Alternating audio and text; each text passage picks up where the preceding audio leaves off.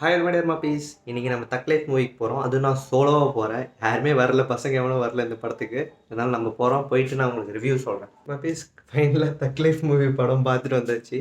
அந்த படம் பார்த்திங்கன்னா பயங்கர மொக்கையாக இருந்துச்சு.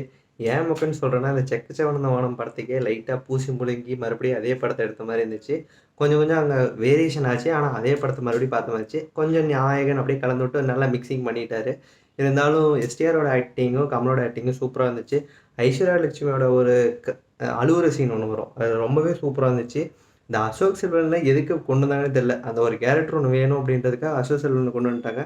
பட் சொல்லிக்கிற அளவுக்குலாம் ஒன்றுமே இல்லை. ஜோஜோ ஜார்ஜ், அது மலையாள ஆக்டர், அவர் சூப்பராக பண்ணியிருந்தார். படம் ஓகேவா இல்லையான்னு சொல்லும்போது ஒரு 5 அவுட் ஆஃப் 10 தான் கொடுக்க முடியும். சாங்கு பெருசாக சொல்லிக்கிற அளவுக்குலாம் இல்லை.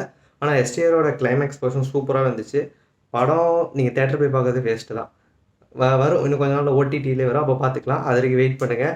அந்த படம் பார்த்தே ஆகணுன்ற அளவுக்குலாம் பெரிய படம்லாம் கிடையாது. Love you மாப்பீஸ்.